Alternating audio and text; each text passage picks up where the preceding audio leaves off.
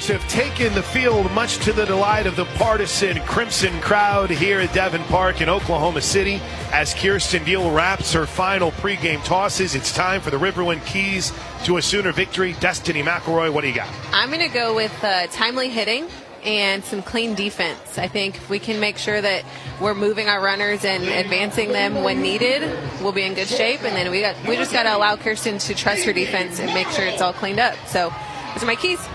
Brought to you by Riverwind Casino. Riverwind Casino, always a good time. A developing situation in the BYU starting lineup. There is no Agbayani in the starting lineup. Ilana Agbayani was hurt here yesterday. She is not in the starting lineup for BYU. Haley Morrow digs in. The first pitch from Kirsten Deal is up high for ball one. Time of the first pitch is straight up 5:05. Great job as always. Caitlin Fournier and her crew, even if she's not responsible for it. Here's the 1-0 pitch to Morrow. That's in for a strike. Now, you never, ever celebrate someone not being in the lineup for the reasons why Agbayani isn't in the lineup. But let's remember, she did go 4 for 5 with 2 RBI and a couple of doubles the last time she faced the Sooners, or at least that Friday she game. was on fire. I mean, I feel like that's her name not in this lineup really stands out. She's a great asset to this team. The 1-1 pitch misses up and in. Deal quickly toes the rubber for the 2-1. Rocks, fires, popped up. Left field. Easy play for Riley Boone. Makes the catch, and there is one away. And here comes Maddie Bejarano. From, at the very least, our understanding in kind of playing a little fly on the wall earlier, Gordon Eakin was not happy with the placement of the tarp down the left field line. As Bejarano digs in and the lefty swings and fouls it into the stands for strike one. Gordon Eakin, by the way, third base coach's box. Straight across from him is Allie Hancock Schneeman at first. Okay, that tarp hasn't moved in at least 12 years. I mean, he was not happy. Here's the 0-1 pitch, swing and a miss to Bejarano for strike two. Deal took a little off of it. And the unfortunate thing for BYU is the injury happened with the game well in hand. She was chasing a foul ball in foul territory down that left field line and crashed into the wall. Here comes the 0-2 pitch up high. The official report from my super secret insider is that she is in concussion protocol. Now, she continued in the game. And from what we've learned is there might have been a few things that happened afterwards as the 1-2 pitch is in for a cold strike three. 2 away. What a start for Kirsten Deal. Here we go. Violet Zavodnik digs in. So Morrow is in at shortstop. And we'll see kind of who else tries to pick up the slack for the BYU star. First pitch in the lefty-lefty matchup is up high, ball one. Some of you might say, I can't believe you wouldn't lead with that. And I'm here to tell you, I completely and totally agree with you. But I've seen some lineup magic in the last few weeks as the 1-0 misses low and in, where a player that wasn't in the lineup, suddenly I look out there and it's like, how'd they get in center field? So I was waiting until we saw BYU officially take the field. And we didn't get starting lives until a few minutes into the pregame show. The 2-0 pitch has popped up. Left side, is there room for Brito? There is, and she makes the catch. Crashing into the Sooner dugout, inning over. What a start for Kirsten Deal. 3 up and 3 down. We head to the bottom of the first inning. Oklahoma and BYU are scoreless in the Big 12 semifinals. Travel stops the heart of the highway. And as Jada Coleman strides to the batter's box, today's game sponsors are the OU Community Cornerstone Partners, Fowler Auto Group, OG&E, OU Health, and Coca-Cola. The University of Oklahoma Athletics is one with you. Everybody standing with their one finger in the air. I love this new tradition. It's become one of my favorites, too.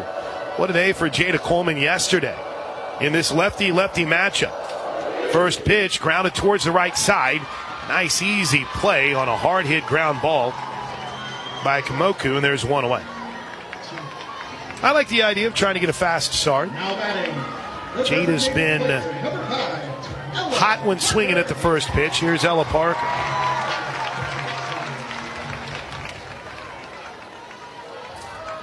Lefty-lefty matchup. Gianna Mares versus Ella Parker. First pitch from Mares is a little low for ball one. Ella Parker's been fun to watch. What a 397 batting average as a freshman. Heading into postseason, that's crazy. 1-0 is low for ball two.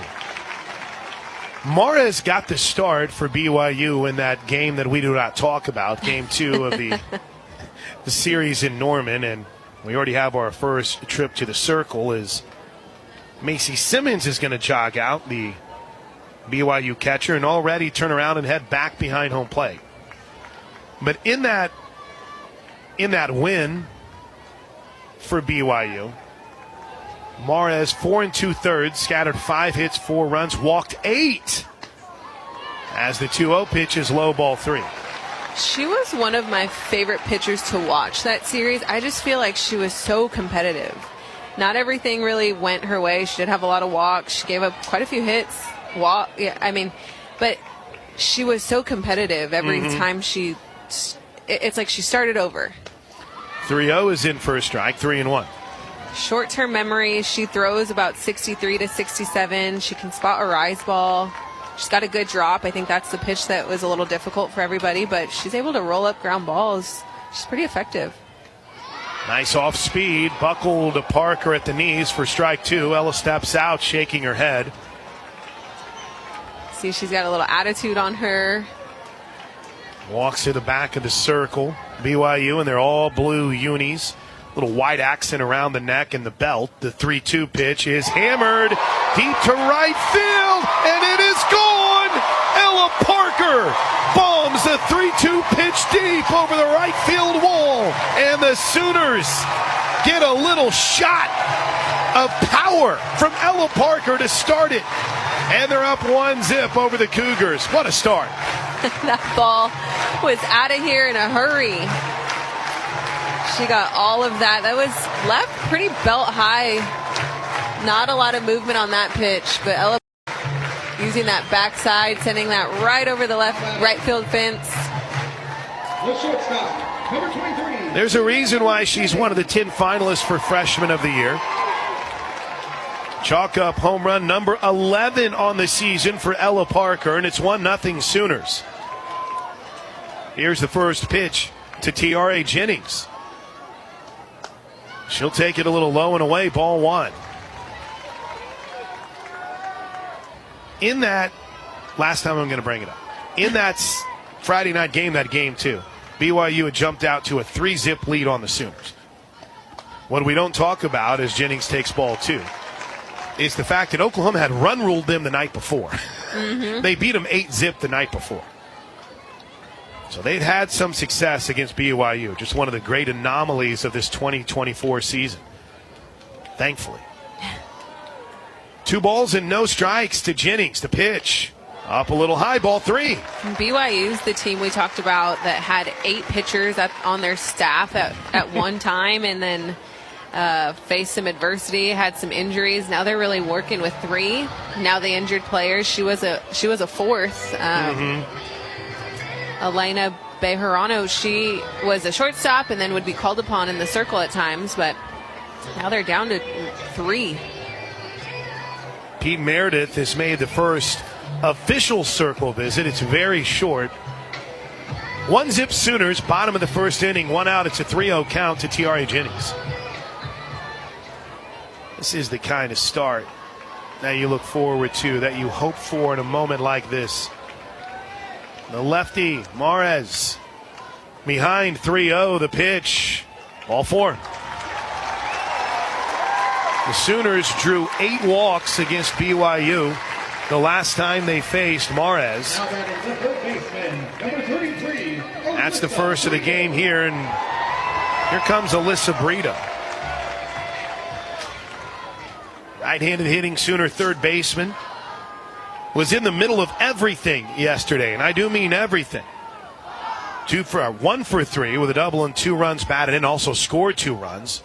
First pitch a little bit low, ball 1. Laid down a squeeze bunt that wasn't quite hard enough. But as Lyric Moore, the Kansas catcher, gloved it and tried to tag the oncoming freight train of Ella Parker, the ball broke free. The 1-0 pitch is outside 2-0. No collisions, nothing too physical, just a good hard slide. And then Brito herself, in a roundabout way, stole home on the wild pitch that barely trickled away from Lyric Moore. She was everywhere. She's ahead on the count here, 2 balls and no strikes. The 2-0. Swings and lines it off the glove. The shortstop trickles into the outfield grass. Owens nearly made a sensational play. Or pardon me, that's Morrow at short. Nearly made a sensational play. But I guess you could say the ball was just hit a little too hard. First and second for the Sooners, 1 away. That was a very hard hit ball. Just kind of came out of the glove of Morrow. She reached for it. It seemed like it was in there, just hit so hard it kind of bounced right out. Here comes Kinsey Hansen. First pitch from Morrow is in for a strike. First time that she's jumped in front of a batter today. Jada swung at the first pitch. First pitch to Parker was a ball. Walked Jennings on 4 pitches. Here's the 0-1. Ground ball back off the glove of the pitcher. Morrow recovers, throws to first. And there's 2 away. Everyone moves up 60. For a moment, it looked like Mares might have been panicking. This is the worst thing that could happen, is to have a Morrow and a Mares right next to each other for me today. Morrow, the shortstop, Mares, the pitcher. That's why I need Cassidy Pickering to hit one out of here and chase her from the game. There you go. Always looking at the bright spot. First pitch, way high. Good job. Behind the plate by Simmons to go get it for ball 1. Jennings is at third. Brito is at first. How about a little 2-out hit here? Something in, I don't know, say that left center field gap here. Pickering, the 1-0 is low and in ball 2. They're giving her the right field line, that's for certain. And a little bit more towards the gaps in left center field. Deeper in right field than in left. Deep up the middle in the infield, but they are again giving Pickering the middle of the field. The 2-0 is in for a strike, 2-1. It's a good pitch. I think that's something that she won't see again.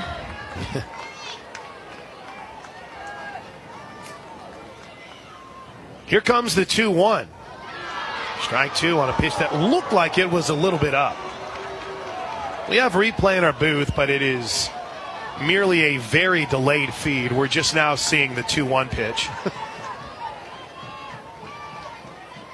We're living the life of those of you who have to listen delayed. The 2-2. Ooh, that just missed. That looked like a better pitch than the 2-1. Full count. Now we see the 2-1 pitch. Not bad. Pretty good location. I think it was a strike. Full count. Pickering looking to add to the Sooner 1-zip lead. Solo home run from Ella Parker. Here's the pitch to Pickering. Fouls it straight back. Ooh, she had a cut. Good battle. Morez is a freshman from the Tucson, Arizona area. By the way, speaking of that, how about what the Wildcats are doing in the Pac-12 tournament right now? They've got UCLA in the semifinal. Stanford, Utah. See if some of those might have gone final. Here comes the full count pitch to Pickering. Line drive, base hit, left field. Jennings scores. Here comes Brito. She'll score. Oh, the freshman is so clutch. Cassidy Pickering lines one into left field and scores 2, and it's 3-0 Sooners in the bottom of the first inning. The freshman stepping up Pickering, that's a good at-bat, 3-2 battle, looking at some close pitches, but waiting and being so patient to get a pitch that she could really work with, hammering that ball opposite field through the 5-6 hole. Freshmen are doing some things. Here's Alina Torres. 3-0 Sooners, bottom of the first inning. First pitch to Torres is a little bit up, ball one. Chalk up for Cassidy Pickering. Her 39th and, well, let's make sure I got my numbers here right. That's right, 39th and 40th RBI of the season. Here's the 1-0 to the hot-hitting Alina Torres. Swings and lines one into right field. It's a base hit. It's hit so well, Pickering will have to stay at second. It's a 2-out single for Alina Torres. You hear Elvis. That means Riley Boone's coming to the plate. What did she tell us? This generation's music wasn't for me, or wasn't made for me. Not for her, not Boone's style. 5 straight hits for Riley Boone, and they bring that infield in tight for BYU. First pitch she takes for strike one. Wasn't a traditional slap. That movement, she's kind of sliding both feet forward, getting just a little bit closer to the front of the box, but it's not the traditional crossover. Yeah, she's done that a few times here early in counts. Yeah, it's more so momentum into a normal swing. Here's the 0-1. A little bit low and away. 1 ball and 1 strike.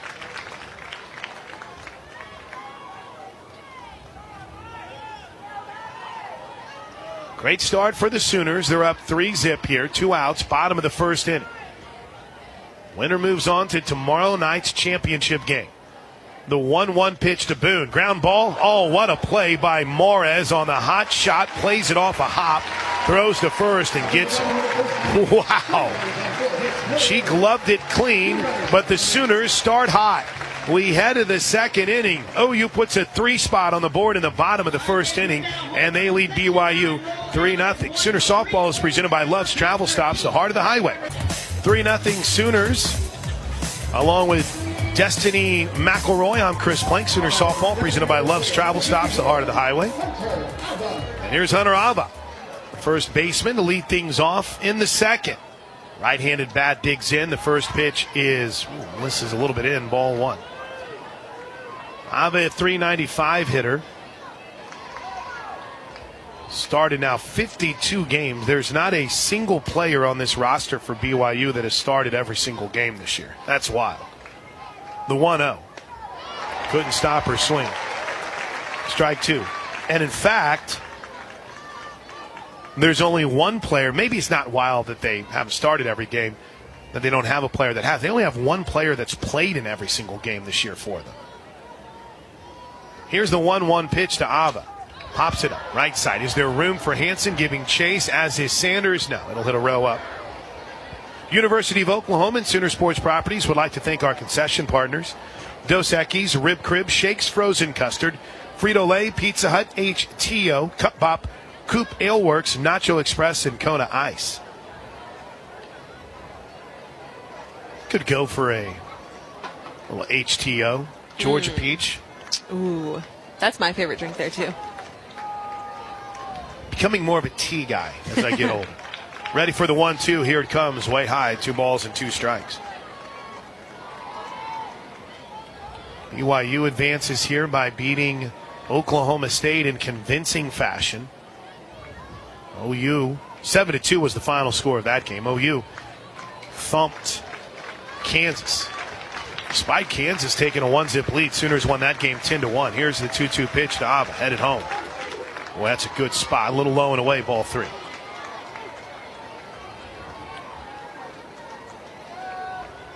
Ava out of Rose Park, Utah, by way of West High School. She was the 2019 Utah Gatorade Player of the Year. Pound the zone here, Deal. The 3-2. Swing and a miss. Kirsten Deal got her on that rise, and Ava couldn't catch up to her. Climbing that ladder. Really good pitching sequence from Deal. working all sides of the plate and moving up the ladder.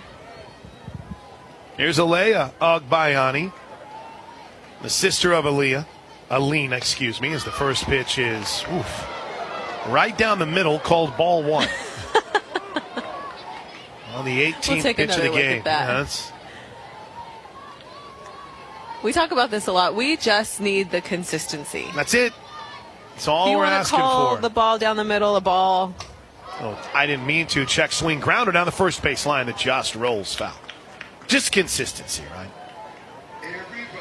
You can call the pitch right down the middle, a ball all day. Just make sure you're consistent. If you haven't quite put it together after the 3 games when we talked about it in Norman, and of course, hearing it, Vinny Agbayani's daughters, Leah and Alea, and she fouls this one back to us. Oh. You've been waiting. Years. It's been years. You know what's going to happen, too, is I'm finally going to get one, and I'm going to drop it. That's exactly what's going to happen. Alea is probably not the most known, the most accomplished of the sisters.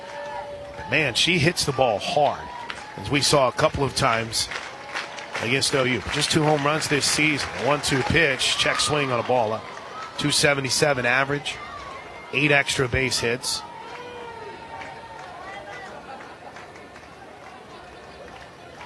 Vinny was a great Met during his time.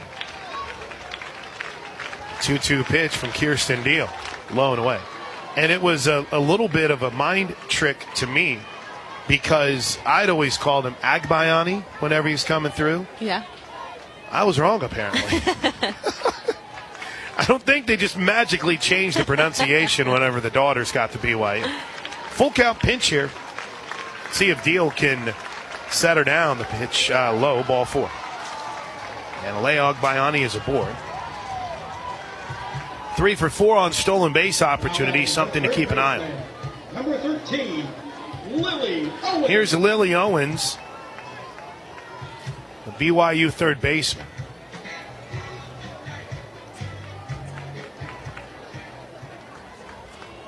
Had a good series against OU whenever, or at least a good Friday game. Who didn't? She went 1 for 3 with a run scored and an RBI whenever BYU came to Norman. First pitch, strike 1.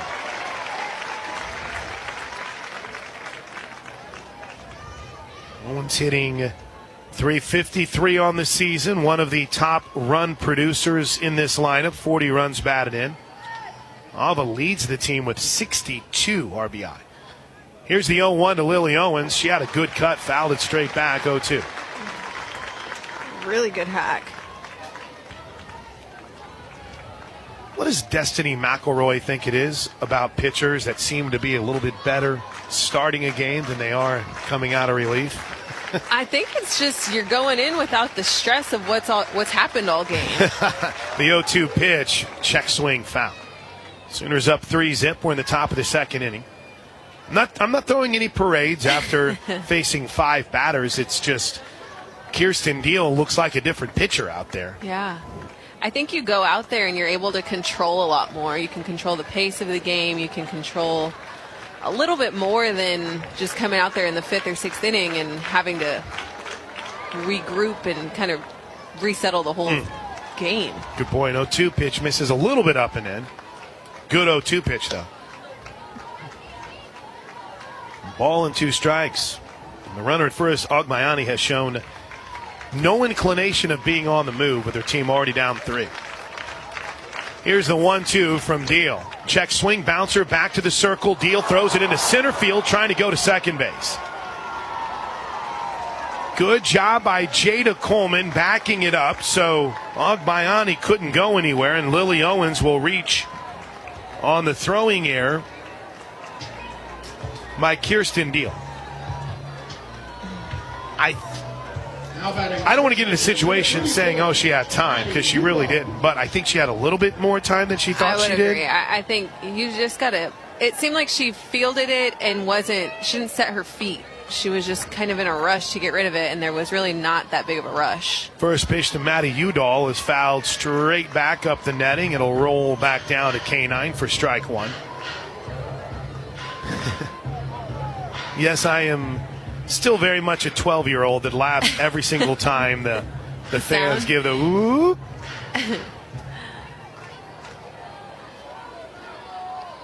Udall out of Phoenix, a sophomore, Sunny Slope High School. Has a chance to tie this game up with one swing of the bat as the 0-1 pitch is lined right to Torres. Clubs it, throws to first, gets the double play. Lily Owens got caught a little bit too far off the bag, and by the time the play was made, she was done. And so is BYU in the second. We head to the bottom half.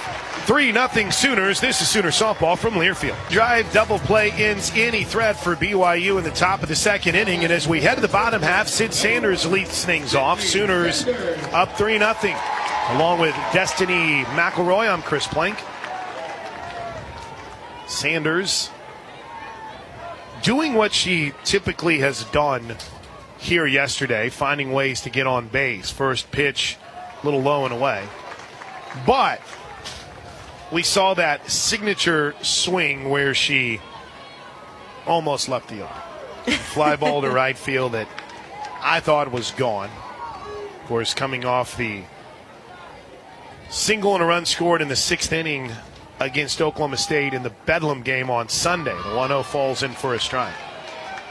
It has been a bit of a rough stretch for Sid Sanders in the second half of the conference season.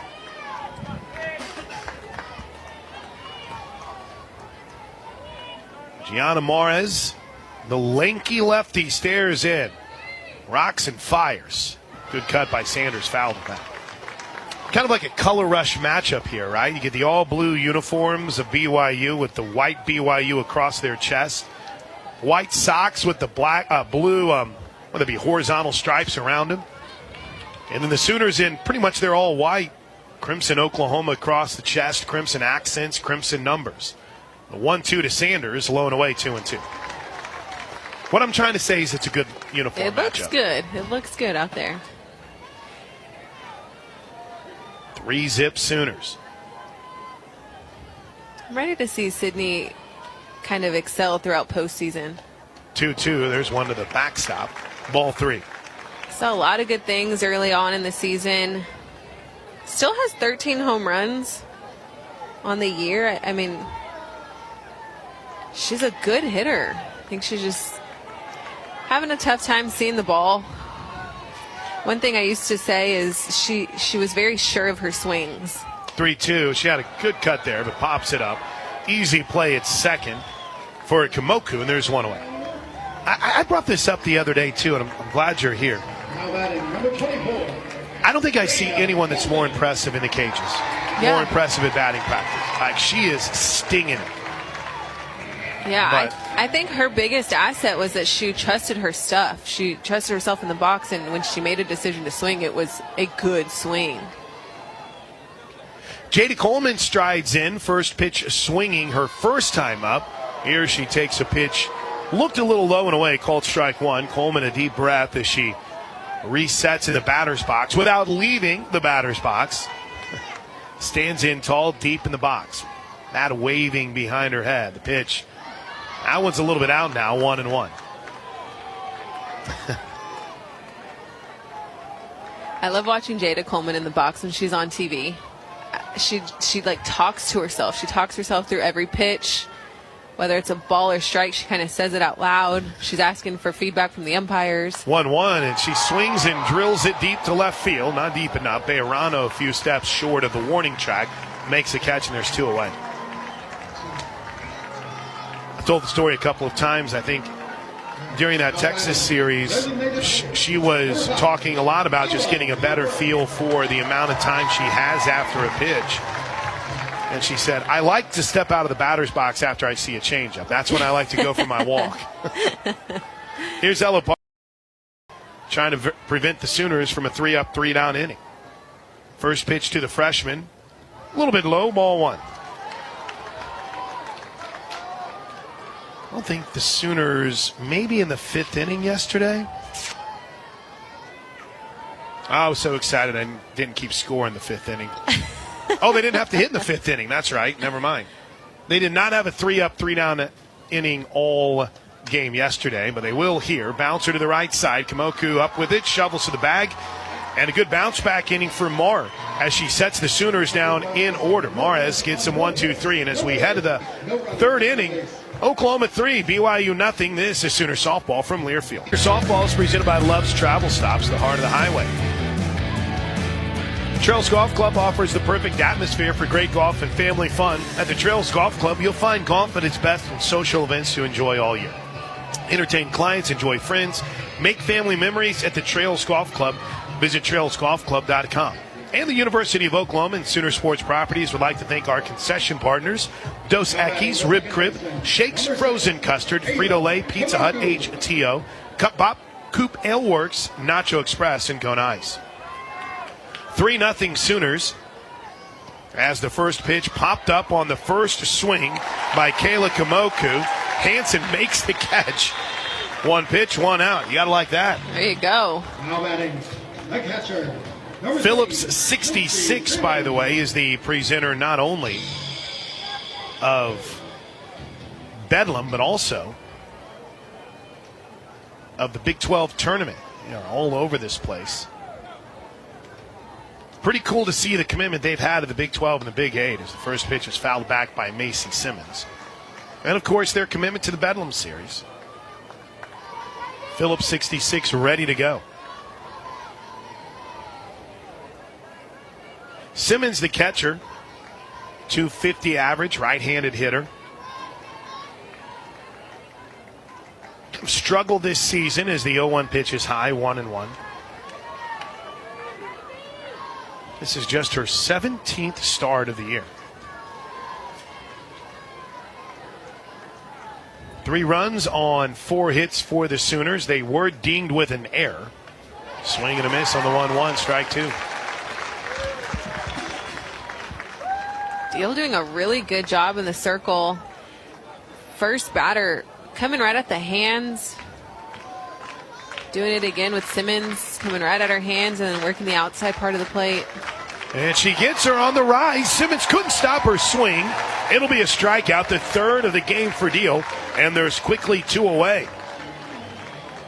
Hey, in our 3rd innings, we love to hear where you're listening from. Let us know at OU on the air. That's at OU on the air. It's our 3rd inning shout-outs, and they're brought to you, as always, by Century Roofing. Century Roofing on guard for Oklahoma.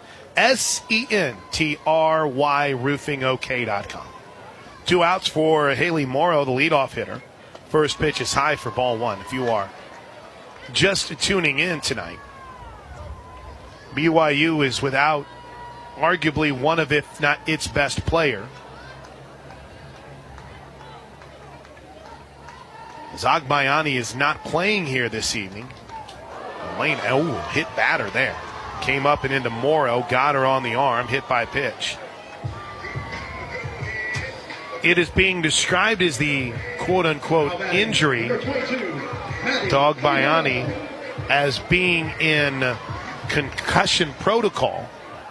I don't know if that's really saying how it's described. That's what it is. So, Lana Zagbayani not playing here tonight, which is a big deal for the Sooners after what she did to him last time. Maddie Bejarano swings through strike 1. Bejarano, a strikeout victim her last time up. Yeah, that's a big loss for them. I mean, that hurts offensively, defensively.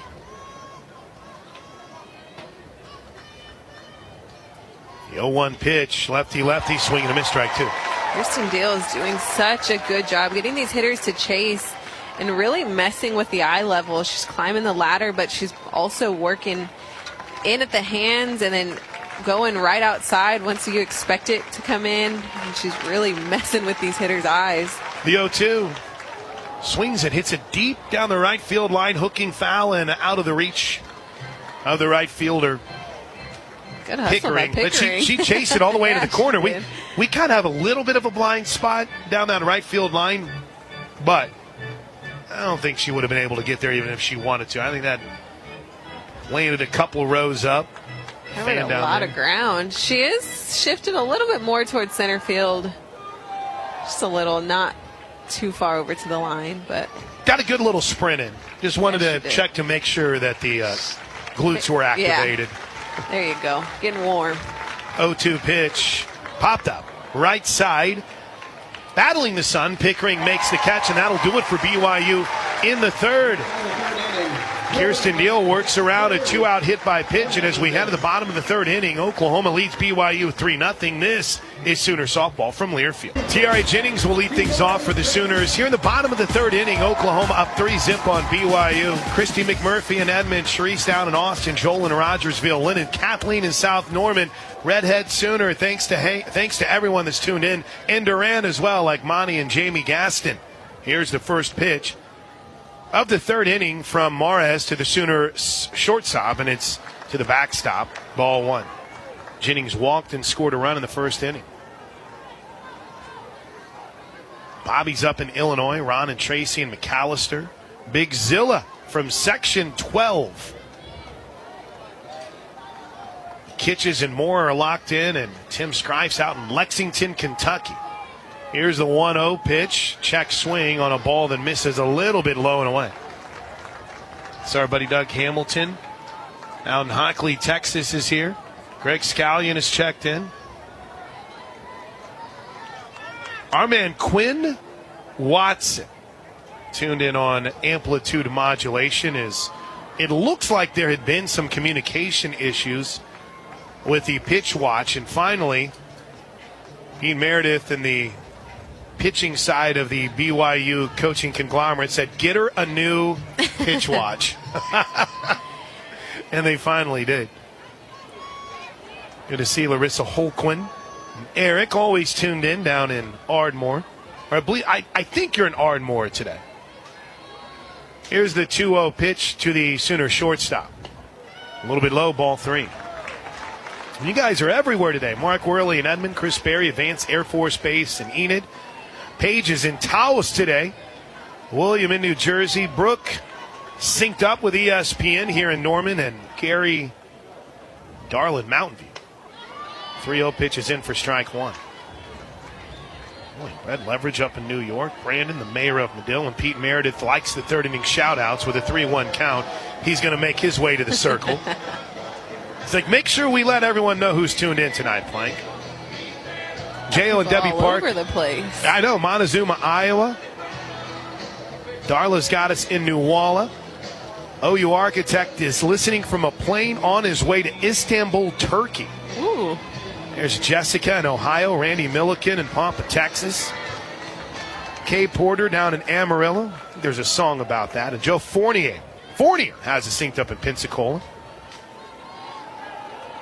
Quick meeting is over. Here's the 3-1 pitch to Jennings. Strike two. Pitch looked a little low. 3 balls, 2 strikes. 3-0 Sooners. 3 runs on 4 hits for the Sooners. Zeros everywhere for BYU. Jennings waits. The 3-2. Swings and bounces it towards short. Morrow off a hop. Throws. Gets her. 1 away. Kyle's got us locked in Edmond. Stephanie and Mark are watching in Antlers tonight. Though when you put your watching, I hope you realize Destiny and I are not visual on this. Unless you found a magic access to a camera here in the booth. Here's Alyssa Brito. It's 5 straight retired by Mares. Brito singled and scored a run in the first inning. First pitch, a little bit up. Ball 1. Get a live look here at Brito's season average, which continues to climb. The 1-0 pitch. Waited on it, took it in the dirt for ball 2. At the very least, Destiny, they're making Mares throw a lot of pitches. Yeah, they're really working her. She doesn't throw a ton of strikes, but when you're a hitter who's being very picky. Ground ball up the middle, cut off at second by Kamoku. Her throw is high and into the camera well. Brito on her way to second. I think it's a single with an error on the throw. She had the play beat at first, and Oklahoma puts a runner in scoring position with one out here in the bottom of the third inning. Now what do we have? You going to get a pitching change? We are. Gordon Eakin is out of the BYU dugout. Pete Meredith will walk and take the ball from Morez. And we'll have a Love's Travel Stops pitching change. Morez had just retired 5 in a row. And on the first hit, BYU was ready to go to the pin. This pitching change is brought to you by Love's Travel Stops. Love's Travel Stops is the heart of the highway. By the way, Kyle and Edmond is very important to making sure that we stay on the air, too. Kyle, whenever we needed any kind of connection over here, he got us hooked up. So the new pitcher for BYU as they go to the pin is going to be Katie Dale. Oh, let me double-check my pronunciation guide. I think I have it wrong. Kate Daly. Daly, yep. For BYU, number 26, Kate Daly. Daly, who had also seen some time against the Sooners whenever they played each other, has seen a lot of action, I think is one way to put it, for BYU so far this season. Talented right-hander. 6-6, 4.85 earned run average, 86 2/3 of an inning pitched so far this season.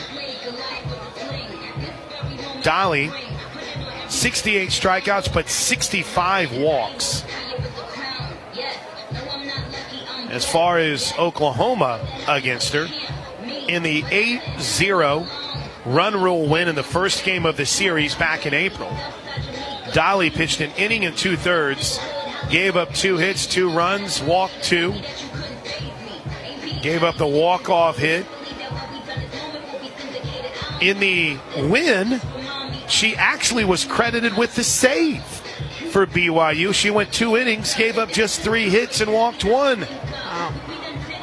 And then in the final game of the series, Daly started 3 2/3, 5 hits, 2 runs. 1 of them were earned, but her problem, she walked 5 of the 21 batters she faced.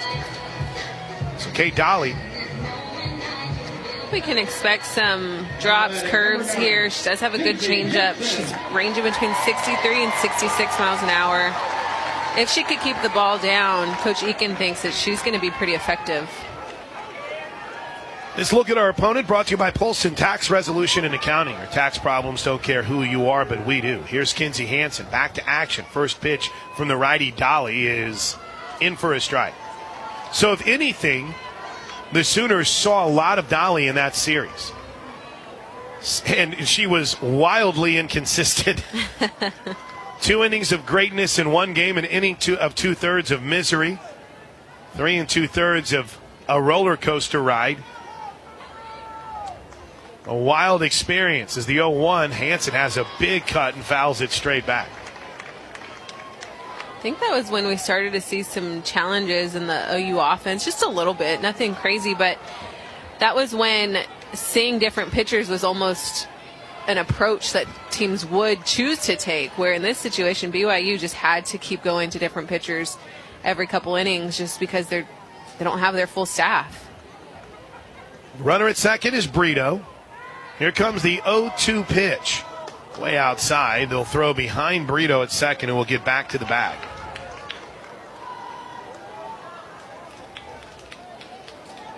Wonder if we'll see Morez again maybe in a matchup type situation with a lefty. Maybe. You mentioned they've really fine-tuned their pitching rotation over the last few weeks, and it's worked. They've played really well. Yeah. Here comes the 1-2 pitch to Hansen. Swings and hammers it deep down the left field line, hooking foul. Oh. And a fan in the front row had it. Oh, he's so mad. He's had upset. It popped out of his hands and then went over the fence. Got to make those plays, champ. Got to make those plays. 1 ball and 2 strikes to count now to K9. She got all of that one just a little bit out in front of it. Dolly rocks and fires. Really good spot. Missed low and away, 2-2. Hansen, who walks out of the batter's box, nods a little bit. One-handed swing, now a two-handed practice swing. Pickering waits on deck, almost standing behind the plate. He is well out of the on-deck circle. 2 balls and 2 strikes. Here's the pitch from Dolly. Swings, rips it to the right side and through into right field. Brito rounds third. She'll score the 4th run of the game on a hot shot by Kinsey Hansen into right field off the glove of the diving Kamoku, and the Sooners have taken a 4-0 lead. I mean, K9 smoked that ball. Kamoku dove, nearly made the play, but it was too much, Destiny, too high. I'm loving what I'm seeing from these OU hitters. They are really working opposite field, so it's showing that their timing and everything that they're doing is just a little bit more delayed, but they seem so much more in control. First pitch to Cassidy Pickering is low for ball 1. Pickering drove in 2 with a clutch, 2 out, 2-run single in the first inning. Here's the 1-ball, no-strike pitch to the left-handed hitting freshman. Oh, she swings through, strike 1. Hansen takes off for second. The throw down is high. The tag is not in time. Maybe a little hit and run there? I was just about to say that was a hit and run with a tough pitch for Pickering. That ball rose right out of the zone. It's tough to make contact with that pitch to protect Kinsey, but she got right under the tag. Great news, too. Cassidy's grandparents have tuned in from Willow Creek, Montana, so they're ready to see her hit one out of here. The 1-1 is a little bit up and in, 2-1. Or just a base hit. Maybe a gap. Anything. Even a walk. We'll take it. Sooner Sue is here today in Section 10, tuned into us with her 83-year-old dad. He lives for OU softball. How cool is that? That is awesome. Here's the 2-1 pitch to the freshman right fielder headed home. She waits on the off speed, takes strike 2. Good pitch. Lisa Jean up in Tulsa. Robert is watching. He's tuned in. Tina and Edmond. James Lowry, Larry and the St. Pete Sooner in. Bruce Burdett and the OU Club of Birmingham, and Granny Karen's got us. Here's the 2-2 pitch. Swings, rips it into right field, a base hit. Patty Gasso waving home. Kinsey Hansen, she'll score. It's another RBI single for Pickering. It's a 3 RBI day for the freshman, and Oklahoma has blown this game open. It's 5-0 Sooners in the bottom of the 3rd inning. Pickering. I have loved watching this freshman shine.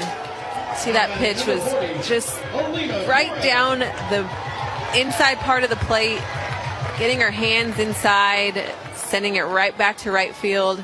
It's a tough play for Kamoku over at second base, but she tried. There's been a couple just out of her reach. First pitch to Alina Torres to the backstop. Off to second goes Pickering. Well over the head of Simmons. It's a wild pitch. Still only 1 out here in the 3rd, and Pete Meredith is going to slow this game down. He's going to go out and talk to his pitcher. I mentioned Granny Karen in St. Cloud, Florida. Papa Twain's tuned in as well. Melanie and Brent are in Seattle. Sooner Yaya is in northwest Oklahoma City. The Lees are in Cedar Park, Texas. We've got you tuned in Glenpool, Rock Creek near Doherty, Oklahoma. Norman for Lana Alexander, Waco, Texas for Jonathan, Stigler for the Loves family. Kevin Goodmiller has us tuned in Johns Island, South Carolina. Brian Bates in Seattle, Sooner Judy in Silver City, New Mexico, and Nate Dogg down in Norman. We love it. We absolutely love it. Part of a Friday afternoon here with us on the Sooner Radio Network. All right. Whatever needed to be said in that meeting was quick, and it's over. Here's the 1-0 pitch to Torres with a runner at second. That's high, too. Congratulations to my man, Coach Colbith.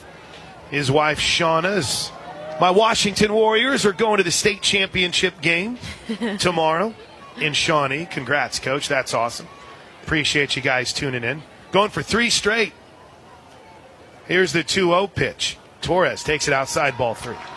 So we've got the Sooner softball team going for 4 in a row. There you go. And we've got my beloved Washington Warriors and Coach K going for 3 in a row. There you go. It's a baseball factory, people. Come to Washington. Actually, don't. You guys, we're good. Here's the 3-ball, no-strike pitch to Torres. With Pickering at second and only 1 away, it's 5-0 Sooners. Ball 4. That was not even close.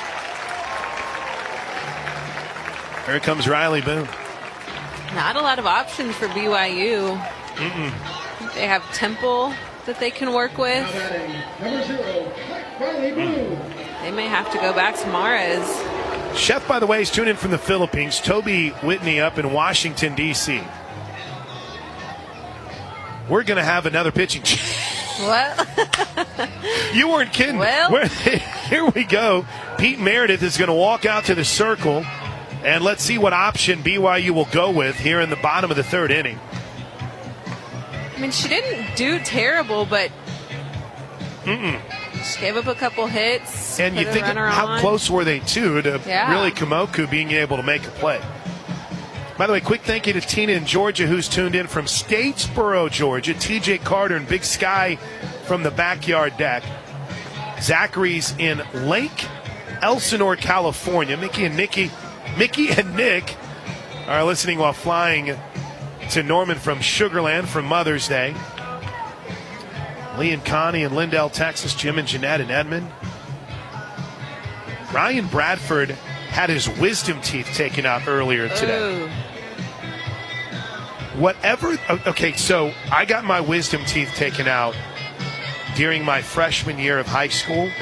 Whatever they gave me through that. I can't even imagine. I can't even imagine. I just want to say Brian's probably on another planet listening to this right now, but we appreciate it. Laura G is checking in from her kids' patriotic program at the school. One ear on us, the other on God Bless America. That's in Waterloo. Do you know how much trouble I would get in if I was trying to sneak listening to a game as this pitching change is taking place in front of us? I'd be in so much trouble. But thanks to everyone, man. This has been awesome to see all of you tuned in tonight. Chad checking in from Gravette, Arkansas. We're all over the globe. Blue Ridge, Georgia. Lacey is listening from her home in Illinois. Lacey, we appreciate you. I'm a Illinoisan, if that's even a word. Joe Still is tuned in from Mitchell Park, waiting on OU baseball to get going at 6:30.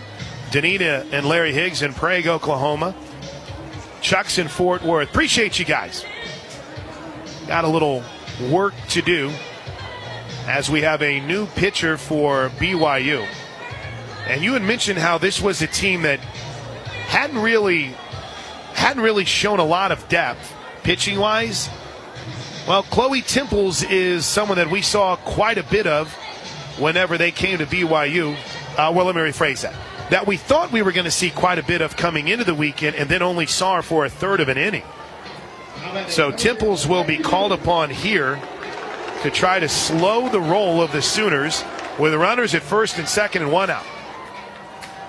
Temples, this is the pitcher that doesn't have a ton of velocity, and that makes it very challenging for an OU offense just because they're so used to seeing a lot more velocity.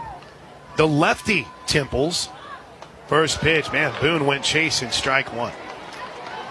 Temples averages between 56 and 63 miles an hour, and she can even go slower. This is the one we saw at 47. Oh, that's right. 47, right. 45 miles per hour. That is not easy to hit. You got to be super patient in the box. No balls and a strike. Here's the pitch to Boone. Swings and pops it up. Foul territory. Is there room? No. I don't think Simmons saw it in time.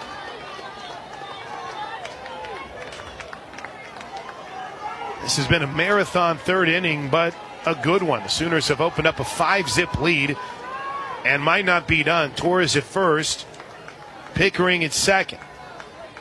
Boone behind 0-2. She grounded out back to the pitcher her last time up. Pitch from Temples way outside. Third pitcher of the game, third pitcher of the inning. Pitching changes are brought to you by Love's Travel Stops. Love's Travel Stops, the heart of the highway. 1 ball and 2 strikes with Hodge in the on-deck circle for the Sooners. Here's the pitch from Temples to Boone. She pops one into shallow center field, but racing in is Zavodnik to make the catch. Everyone gets back to the bag, and there's 2 away. She hit that hard, but Zavodnik was right on it. And now with 2 outs, here's Avery Hodge. Thanks to Wheelchair Mama for tuning in. Mike, Lori, and Phyllis in Barnstall, Oklahoma. Hope you all are safe. Those shots from Barnstall have been heartbreaking after the storm damage this week. Our buddy Mark Montgomery always in with us in Santa Fe, New Mexico. And how about the legend, even though she's a Polk fan, Jessica Cavens has us tuned in on the road from horse lessons tonight.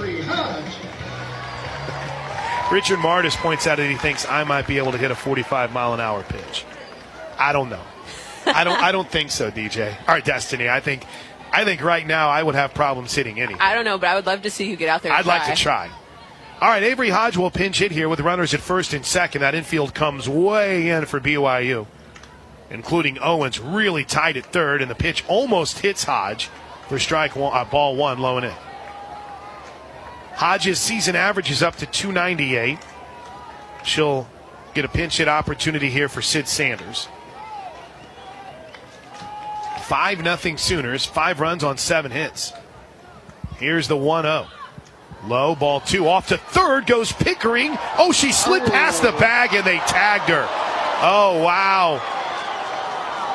Patty Gasso gives a little low high five to Pickering, who had the base stolen. But as she slid past the bag, and Morrow, who was having to cover the bag from short, went up and basically fell on her. The dugout wants Coach Gasso to challenge this right now. It doesn't look like she's going to, so the inning is over for the Sooners. But OU adds 2, and as we head to the 4th, it's Oklahoma 5, BYU nothing. Do you think it was worth potentially trying to challenge that play at third? No, I think she was out. She slid past the base. I like the slide. I like the aggressiveness to get around the tag, but I think she held the tag long enough to get her while she was off the bag. Violet Zavodnik will lead things off. One area where I have failed you, fans, is getting you caught up on other scores, as the first pitch is a little bit up to Zavodnik for ball 1. 0 for 1 on the day for Violet. Popped out to third her last time up. It has been a wild day of overcoming weather in the SEC tournament in Auburn. As the 1-0 pitch nearly hits her and nearly catches the inside corner at the same time, ball 2. Missouri started the day by beating Arkansas.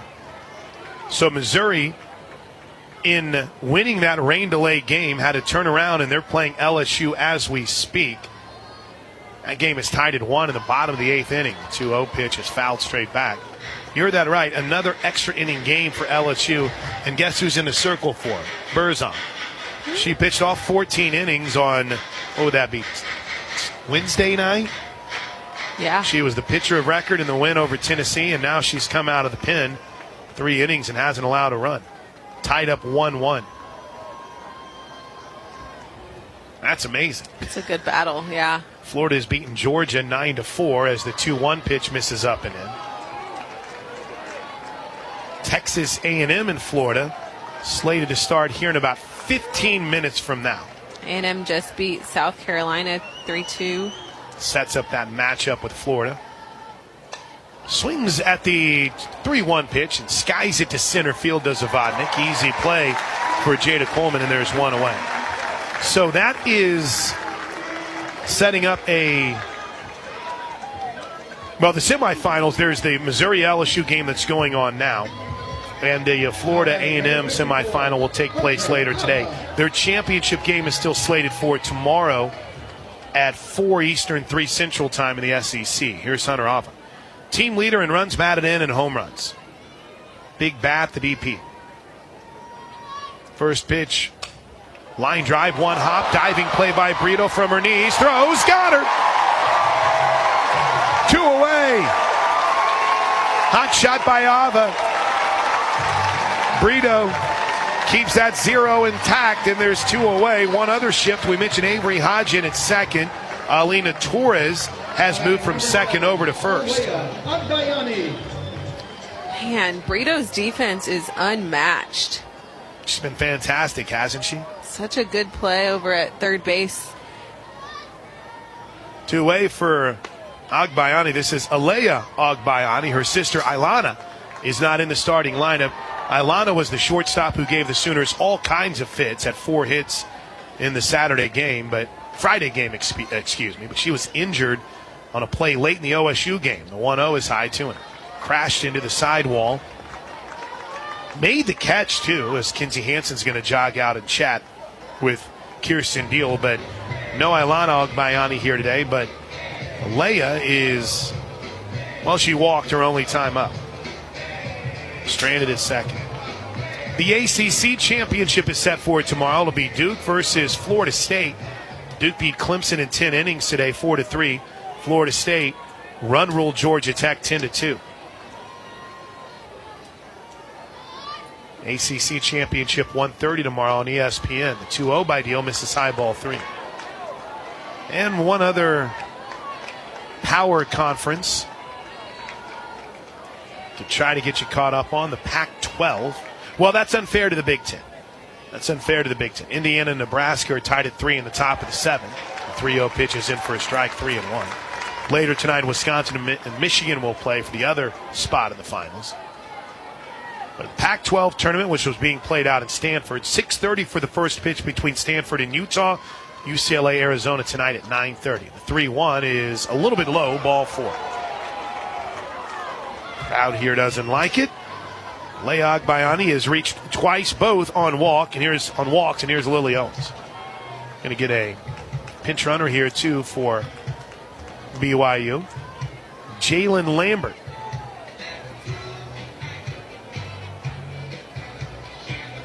Lambert will be called upon to pinch run. The Temecula, California native by way of Shapari High School. Junior. 5-0 Sooners. We're in the top of the 4th inning. It's been all OU all the way. Here's the first pitch to the right-handed hitting Owens. Low and away, ball 1. Sooners have a lot of activity down in that bullpen. Carly Keeney is getting ready, as is Kelly Maxwell. Interesting. Kirsten's starting to throw quite a few balls. 1-0 is popped up to right field. Pickering circles under it, races in, makes the catch in foul territory, and that'll do it for BYU. You're right. Deal helped out a little bit. Maybe Owens swung in a bad pitch, but the defense steps up for the Sooners, and that'll do it for the Cougars in the 4th. We head to the bottom of the 4th inning. Oklahoma 5, BYU nothing. This is Sooner softball from Learfield. Along with Destiny McElroy, I'm Chris Plank. All Sooners 5-0 here in the bottom of the 4th inning. Phillips 66 Big 12 championship. What do you think so far? Pretty dominant performance by OU. Yeah, I think they look great. I think defense is doing a really good job making the plays that need to be made. Offensively, they look great. The freshmen are stepping up. I think they're playing well as a team, and that's something that we've kind of missed seeing a little bit. Just good aspects were here and there, but today I feel like they're meshing really well, and we saw that yesterday too. But towards the end of regular season conference, started to see some I don't want to say issues, but some hiccups. Hiccups, that's a good way to put it. I like that. Yeah, a few hiccups that you're not used to seeing. Yeah, but again, we're spoiled. That's right. We have to reiterate that. We're very spoiled with the talent of this OU roster, but I like to see them meshing well again together. I think they look great today. Pitching looks good. Offense looks great. Defense, Brito's making plays over there, covering a lot of ground. I love the effort towards foul balls or plays that cannot maybe be made, but they're trying. I'd love to see all of that. So far, so good. People of Oklahoma Oil and Natural Gas are on the job 24/7, producing the energy to fuel modern life. They're also voluntarily restoring thousands of acres of land, over 20,000 orphan wells today, plus contributing millions to our state schools each year. Hear all their stories at oerb.com/micro. All right, Avery Hodge was at the plate when Cassidy Pickering, I guess, was caught stealing. 5-0 Sooner lead. First pitch to Hodge, a little up and in, ball one. Richard Martis said that the ESPN announcers talked about the not-to-be-mentioned storyline in this game. That's really challenging fate. The 1-0 is a little bit low and in, ball two. As I like to say, there's zeros everywhere for BYU except the error column. 5-0 Sooners. Got asked a great question today. What is it? I'm going to pose it to you after this 2-0 pitch. As Temples, boy, she's taking a lot of time bringing this ball to the plate, and she misses low ball three. Beyond just winning the Big 12 tournament, is there anything when you look across the country as Oklahoma that Sooner fans should kind of be either rooting for or keeping an eye on? Any other storylines that you've seen that, like, for instance, I said, hey, I wouldn't mind the Sooners winning the championship. Well, I think we all would. Time is called. Boy, Chloe Temples is having all kinds of problems with the pitch watch, isn't she? But I said one thing I kind of root for. I'd love to see the Sooners beat Texas tomorrow and Texas still get the number one overall seed. Oh, yeah. Yeah. I would love to see that. I'm very excited for this selection show. 3-0 is in for a strike. I think the SEC has some pretty big upsets, or I don't even know if they're upsets anymore. I think they're just super competitive. Everyone is. Tennessee does not lose a series in the SEC all season long and gets knocked out in the first round, or at least in their first game of the SEC tournament. Here's the 3-1 to Avery Hodge. She takes ball four. I'm interested in Oklahoma State with the loss yesterday. I mean, that takes a couple games away from them that they could have performed or maybe not performed, or what. I mean, it could have helped if they had a few more games under their belt with this tournament. And let's add this. There seems to be some incredible competition from about 7 to 12 to 13. Yeah. And, we talked to Eric Lopez from D1 Softball who's here, and it's one of the more wild super regional conversations we've had as the first pitch is in for a strike. And by that I mean, national seeds, top 8 super regional host. Everyone feels like 1, 2, 3 is easy. In some way, shape, or form, it's Texas, Tennessee, and Oklahoma. But beyond that, it's wide open. Yeah. Jada Coleman's, by the way, 0 for 2 in this game. Homered here yesterday. Be cool if she did it again. The 0-1, though, is a bunt, and it's a beauty. No chance. Jada beats it out. First and second. The 8th hit of the game for the Sooners. One day she's leaving the yard. The next day she's working the dirt. That could not have been a more perfectly placed bunt. I mean, there was no communication you don't have time to communicate when Jada's running to first, but the way that was placed, it was just slow enough, kind of died in no man's land. Ella Parker, she got this party started with a first inning home run, the first run of the game, and she had a big cut and fouled it straight back. To defend, by the way, do I want the Sooners to be the number one overall seed? Absolutely.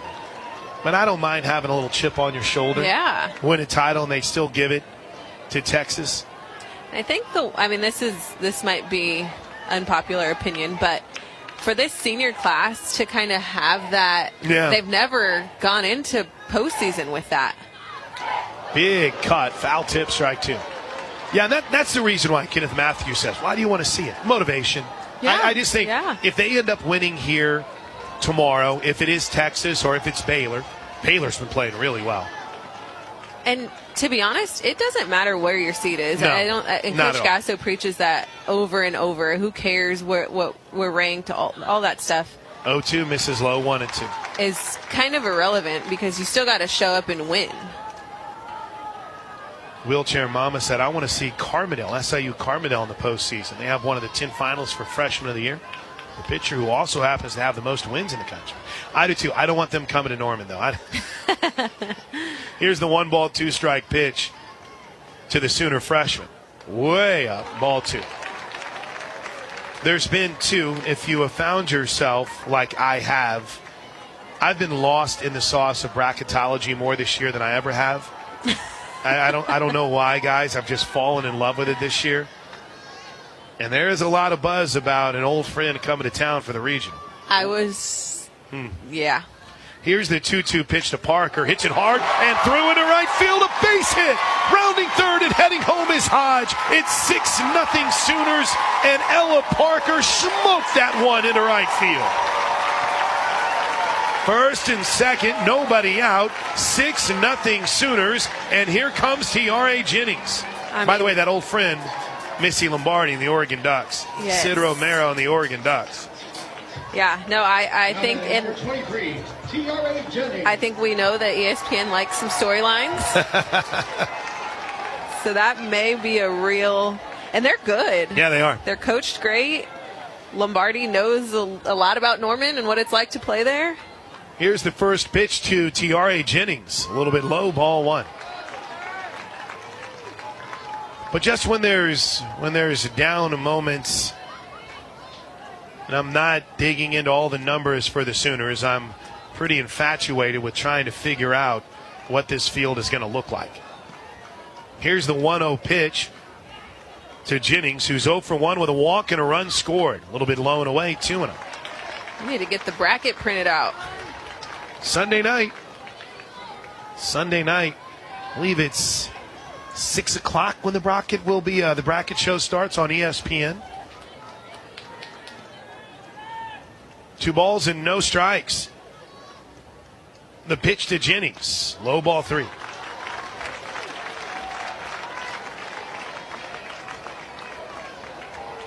And Pete Meredith realizes this thing is in danger of really getting away from BYU. So he's going to make his trip out to the circle. One other note, let's just consider the conversation for the top overall seed to be between Oklahoma and Texas, right? Regardless of what happens the rest of this weekend. The selection committee has 2 metrics that we believe could hurt Oklahoma in that head-to-head battle with Texas. And those 2 metrics, top 25 wins and strength of schedule. Yep. And Texas has Oklahoma in both of them. Texas's strength of schedule is 7. Their non-conference strength of schedule is 5. Oklahoma's strength of schedule is 23. Non-conference is 36. Texas is 15-5. Top 25 wins. Oklahoma's 9-5. So that might be one area where they give Texas the 9. All right, meeting's over. See, from bracketology back to Sooner softball. This is my life. First and second, nobody out. 3-0 pitch is in for a strike, 3-1. Tomorrow's going to be a big factor. But I do think Texas will have that one spot. I do too. 3 balls and a strike to the Sooner shortstop. One last check of the pitch call before Temples brings it home, and she misses. Ball 4, bases loaded. It's a final in Auburn. Missouri has beaten LSU 2-1. So the Missouri Tigers will advance to the SEC championship game tomorrow at 3 o'clock.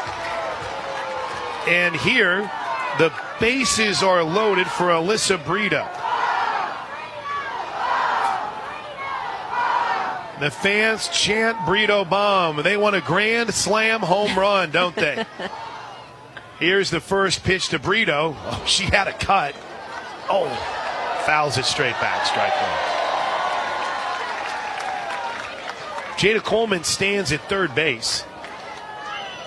The next run scored for Jada Coleman will be her 272nd career run scored, which, according to our insider Jessica Bain, will tie her with Lauren Chamberlain for career runs.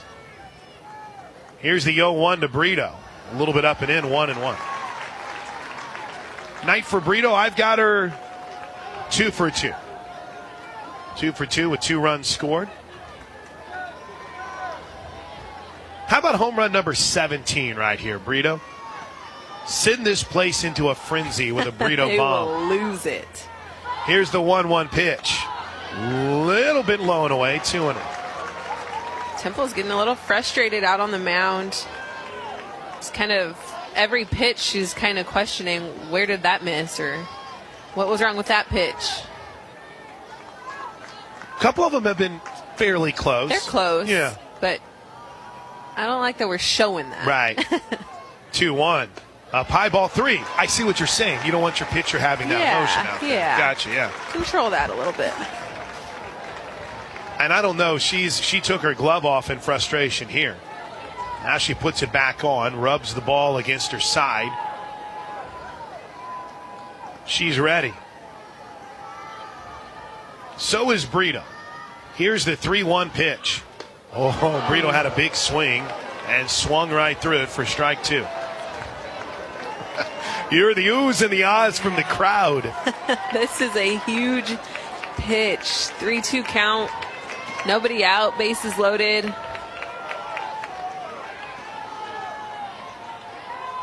Brito waits. 6-0 Sooners. Bases loaded. Here's the pitch. Line drive, base hit into left field.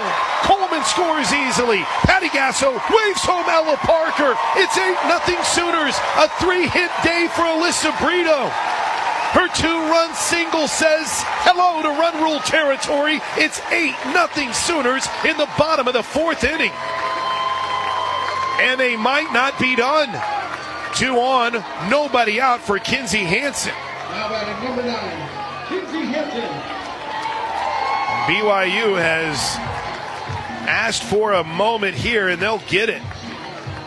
I think Komoku, the second baseman, actually turned to the umpire and said, time. Yeah. Just went sprinting towards the circle.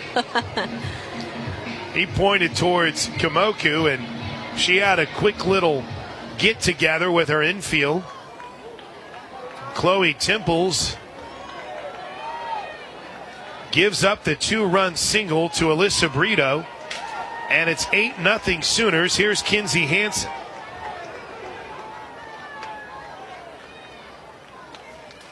Hansen, single and an RBI, and another single into left field. Patty Gasso, not even a hesitation, waving home Kinsey Hansen, who scores.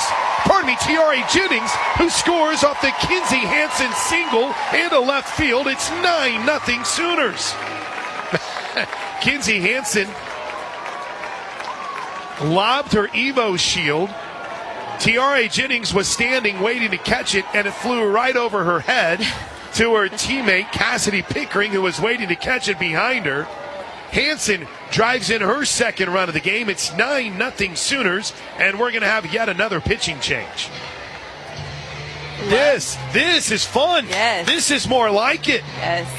I love that they're kind of piecing all of these runs together. We have seen one home run from Ella Parker early in the game. First inning, it was a solo shot, but after that, everybody has been finding gaps, finding ways on. Love the idea of just manufacturing. It doesn't take a home run every time. It doesn't take a huge swing. Just find some grass, let your runners move. Oklahoma in a game that you kind of felt meant a lot to them based on what happened in the BYU series when the Cougars came to Norman. Oklahoma has put it on them. They have been fantastic. So a new pitcher, it will be Alyssa Aguilar. So Alyssa Aguilar will come into pitch here for BYU. And it's like what? We're going to get a pinch runner here for the Sooners too. Riley Ludlam is going to run at first base for Kinsey Hansen. And the Oklahoma Sooner attack will see yet another pitcher here today. Aguilar, 4.20 ERA, 1-0 on the season, just 16 2/3 of an inning. 7 strikeouts, 4 walks. My man Stephen York I count on Steven to help me out on some close calls. He's a great umpire. And he said, when I made the comment about after the BYU series, good riddance, I didn't think we would ever see them again. What was I even worried about, though? Liz Aguilar will take over here. So Mares started the game. Dolly came in. Temples was ineffective. Now they'll turn to Aguilar. Number 27, Hannah Core. And Hannah Core will get a chance to pinch hit here.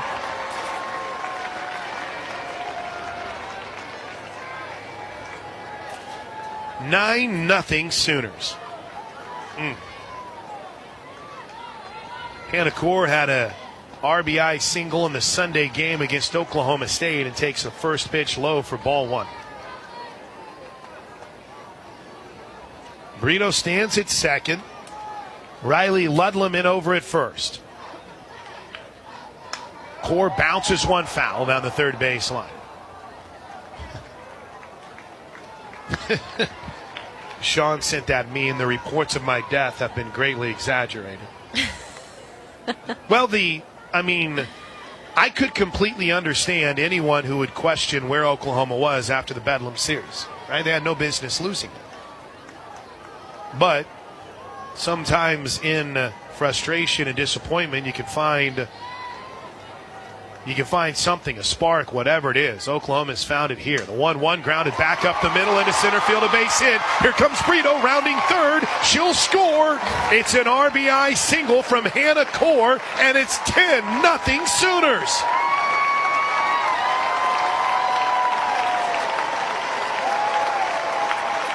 Riley Ludlam struggling over there. Riley Ludlam stumbled rounding third, and she found herself in the splits on the bag. Here's Quincy Lilio. She's okay. She is okay, though. And here's Quincy Lilio. I'm rooting for Quincy Lilio right here, as we all are. Q's had a couple rough at-bats when called upon recently. Be good to see her get a base hit here. Maybe get a little mojo going. Left-handed hitting, utility player, can do a little bit of everything. First pitch, a little bit out, ball one. 10-0 Sooners.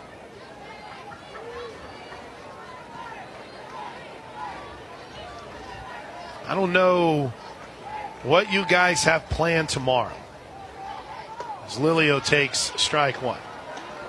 But it'd be pretty cool if he could get here. I was just about to say, there should only be one plan. I don't know what the agenda looks like for you guys tomorrow.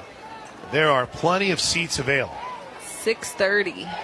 We'll be on the air at 6:15. The 1-1 pitch. Lilio swings and hits one deep to right center field, racing over and making the catch is Lambert for out number one in this 5-run fourth inning. And Riley Boone's spot, which will be Maya Bland, will be the ninth batter this inning. It seems like it was yesterday, but Riley Boone started this inning with a walk. Avery Hodge started this inning with a walk in the 9-hole spot. And Maya Bland, who had a base hit here late yesterday, Number 12, Maya Bland. roped one into right field, will get an opportunity with runners at first and second and one away.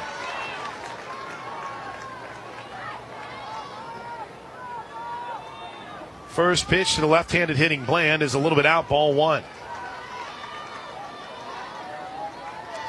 Really happy with the OU numbers so far. 10 for 14 runners on and 7 for 11 with runners in scoring position. That's big. The 1-0 is a little bit up and out. 2 balls and no strikes. This is a big topic for the later part of conference play. Seeing a lot of runners left on. I feel like they've really done a good job yesterday and today making those adjustments. Bland takes ball 3 way outside.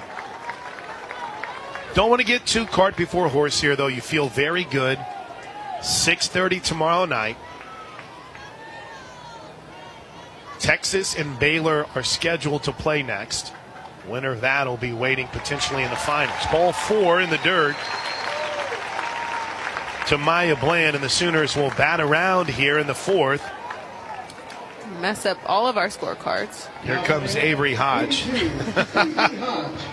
I had that extra column for the 4th inning. Hodge led off this inning with a walk, and now she gets a chance to bat with the bases loaded and 1 out. 10-0 Sooners. First pitch to Hodge, a little bit low and away, ball 1. I just want to tell you right now, I'm very excited to see if I make it down for postgame. I'm getting excited about it like right now. I think you will. You're fast, like a NASCAR. Yes. There is a little bit more to it in trying to get down to the field here than it loves. The 1-0 is up and away, 2-0. That is true. The elevator is... Count on the elevator being ready. Count on the elevator being ready. The equipment works, so we're off to a good start, right? There you go. Or at least that's what Lacey Williams told me. I think she feels confident, too, our producer. She does. She can. The 2-0 is low ball 3. This is an absolute disaster right now for Aguilar. She can't find the zone, and the Sooners have the bases loaded, and there's nowhere to put Avery Hodge. Here comes the 3-0. In for a strike, 3-1. What do you think of Devon Park? I'm not used to the name. It is different. But it looks cool. It is great. Everything is cool as far as the logo. Here's the 3-1. Hodge loops one into left field. Racing over is Bejarano, who makes the catch. Tagging it coming home is Riley Ludlam. It's a sac fly, RBI for Hodge. Core moves on to third. Bland moves on to second. It's 11-0 Sooners on the sac fly by Hodge. And here's Jada Coleman. I mean, I didn't know if that was deep enough for Ludlam to be able to go get it, if you will, and she did just that. Jada singled on a beautiful bunt earlier this inning. She's 1 for 3 on the game. First pitch up high, ball 1. BYU is a bubble team. Speaking of Sooner softball to bracketology. I got to get there back. You go. BYU is a bubble team. Here's the 1-0.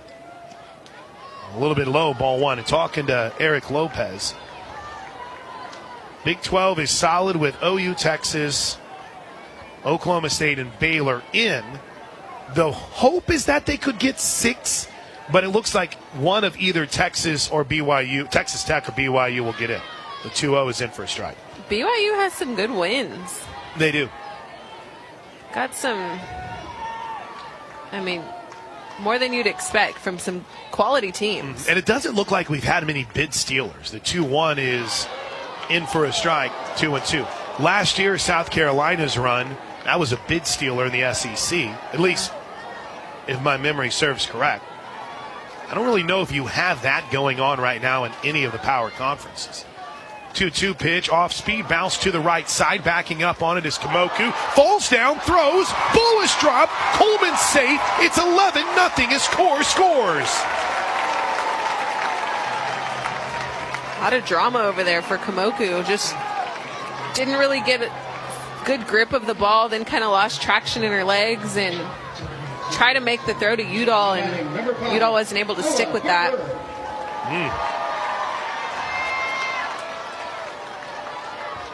Here's Ella Parker. Boy, has she had a game. So far, has she had a Big 12 tournament as the first pitch is outside for ball 1. Parker homered in the first inning. Singled and drove in a run earlier here in this 7-run fourth. 12-0 Sooners. I think I shorted us a run. Parker had a big cut, fouled it back. It's now a 7-run inning for the Sooners. My scorebook is a disaster right now. Same. It's all right. We can work through this. We can make it happen. 1 ball and 1 strike. First and third. 12-0 Sooners. The pitch way upstairs. 2 balls and a strike.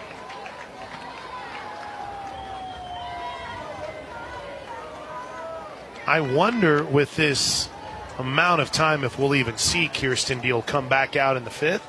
Maybe. Here's the 2-1 pitch to the freshman. Parker swings, fouls it. Hits off the scoreboard and bounces right down to a fan who makes a sweet catch. I think Coach has done a pretty good job of trying to get other pitchers in, so it'll be interesting. We saw some Monticelli yesterday. That we did. 2 balls and 2 strikes. First and third, 2 outs. 12-0 Sooners. The pitch swings and drills it deep to left center field. It'll take a hop. It'll hit the wall. Maya Bland scores. It's an RBI double by Ella Parker, and it's 13-0 Sooners. A 3-hit, 3 RBI day for one of the best freshmen in all of college softball. Have a night, Ella Parker. A single, a double, a home run. And honestly, if Oklahoma wasn't up by 13, you probably would have seen Jada Coleman go ahead and score there too. And here's Tiare Jennings. First pitch to Tiare is right on the inside corner for strike 1. Do you know what would be the cherry on top of this Friday, Sunday, if you will, for Tiare Jennings to hit one to the moon?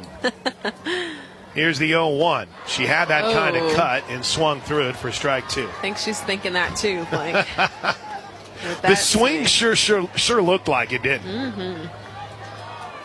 No balls and 2 strikes. Jennings pops this one foul and out of play.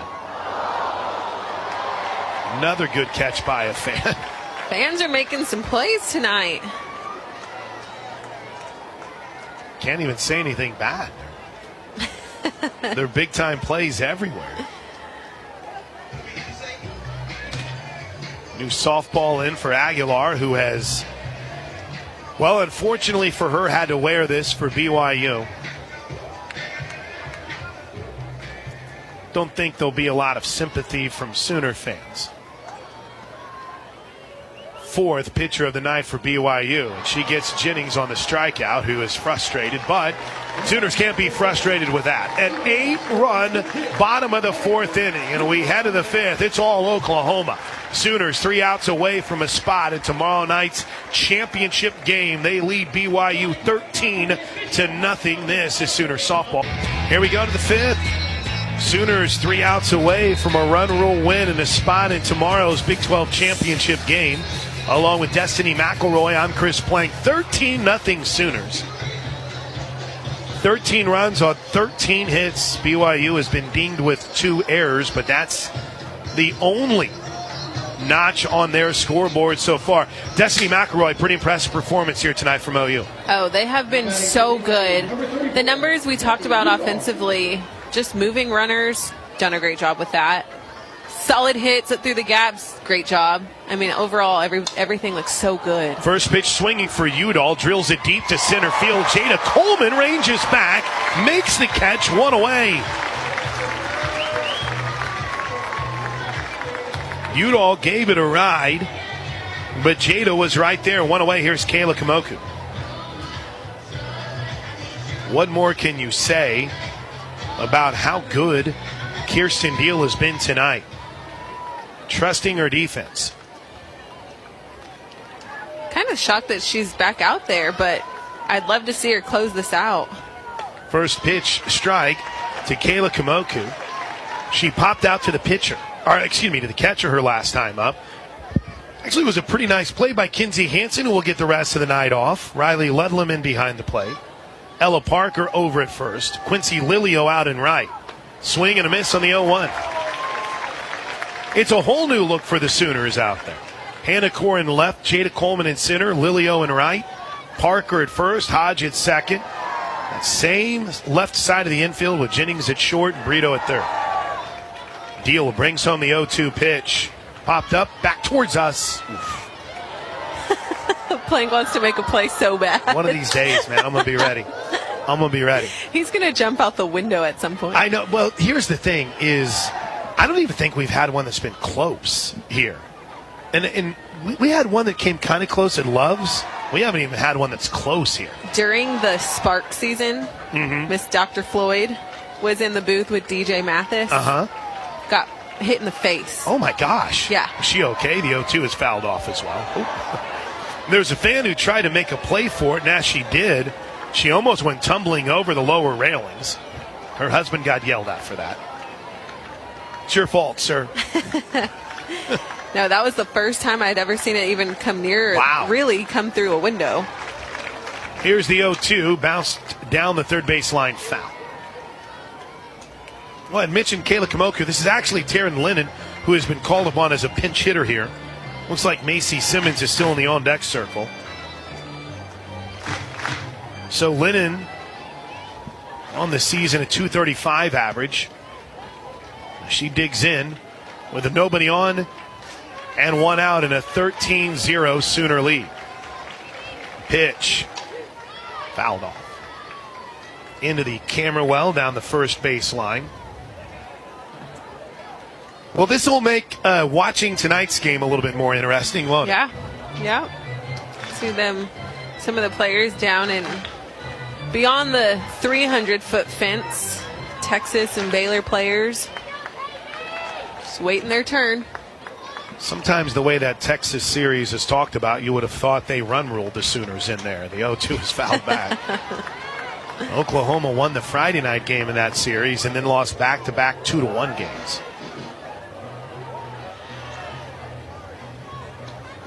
If it's Baylor, they might be one of the hotter teams in the Big 12 right now, the way that they've been playing recently. And Aaliyah Binford was really good here last night. Remember, I think was it her first home run of the season she hit last night, beating UCF?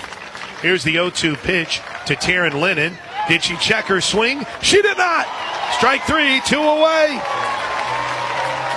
Deals 1 out away from sending the Sooners to the Big 12 championship. Now batting number 3, Casey Simmons. Casey Simmons is 0 for 1. Was a strikeout victim in the third. Bats here as the last hope for BYU in the fifth. First pitch swinging, swing and a miss. Strike one. No balls and a strike.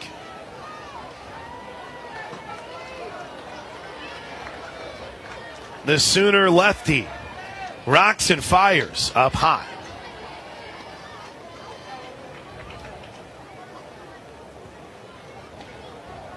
Deal struggled here in relief against BYU in the regular season. Tonight, she has been unbelievable. The 1-1 pitch. Ooh, a little bit low. 2 balls and a strike. Deal's out of Winston-Salem, North Carolina. Went 3-0 last year. She's looking for her 12th win of the season this year, and there's strike 2. Good pitch. Everyone stands. They know what's on the line here.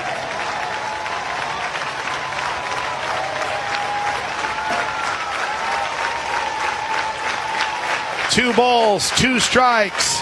Deal, rocks, fires, pop foul, and out of play.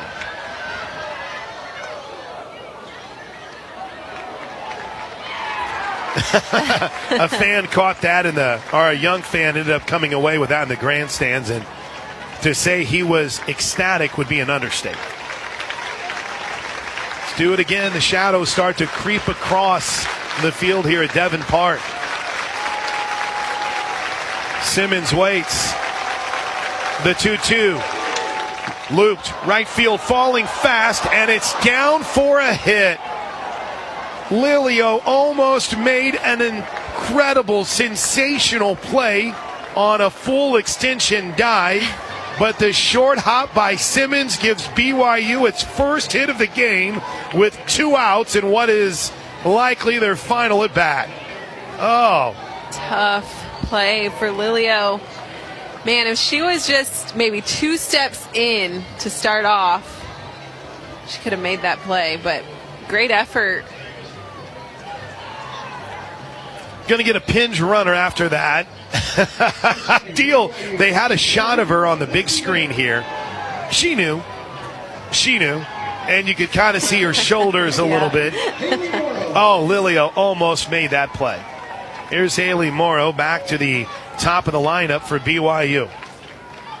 First pitch to Morrow is a little bit out, ball one. Wichita State has won today. They're on to the AAC championship. Kind of helped the Sooner power ratings and numbers up a bit. Here's the 1-0 to Morrow. Boy, that's not missing by much. Ball two. Morrow flied out to left in the first and was hit by a pitch in the third.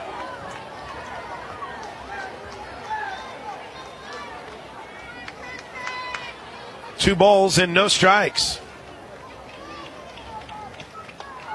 There's a strike right down Lindsay, 2-0. And for Lilio, too, you know, it's got to break her heart because she was so close. She was right there. A little bit of a sun battle out there, too. She's one of the only ones left in the sun. 2-1 is popped up center field. Actually, that's hit pretty deep. That ball's gone. Oh, my goodness. Morrow drove one out to the deepest part of the field, and it's 13-2. Sooners still in a good spot to end this game with one more out, but for BYU, they will not get shut out as Morrow popped one deep into center field, and that ball just absolutely shot out of here. 13-2 now. That's the first home run that Oklahoma has given up in the Big 12 tournament after struggling with giving up the long ball last weekend against Oklahoma State in the Friday-Saturday games. Looks like she just missed a spot. Yeah, really good piece of hitting. She worked the count. She really did, but Deal's got to have a little bit better control. You can't leave a ball belt high. 2-1 count. She's looking to swing. So the no-hitter is lost with 2 outs in the fifth. And now here comes Maddie Bejarano. It's 13-2. Lefty-lefty matchup. First pitch a little bit low, ball one. Bejarano's 0 for 2. Was caught looking in the first inning. 1 of 3 strikeouts for Kirsten Deal. And flied out to right her last time up.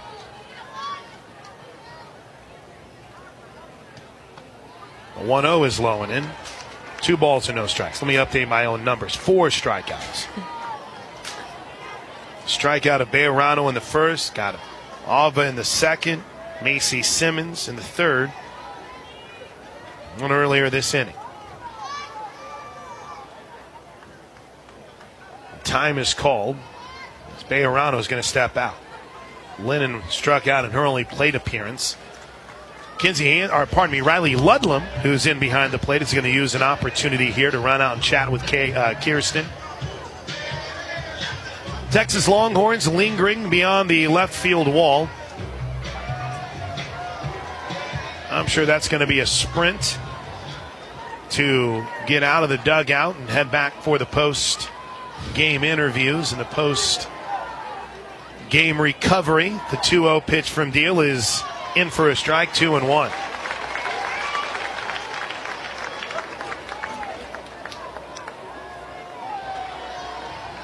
Richard Martis, you were right. ESPN people jinxed him. Can't talk about a no-hitter. Here's the 2-1 pitch. Swing and a miss, strike 2. Man, that was a hack. Everybody stands. They clap in unison once again. 2 balls, 2 strikes, 2 outs. Deal rocks, fires high, ball 3.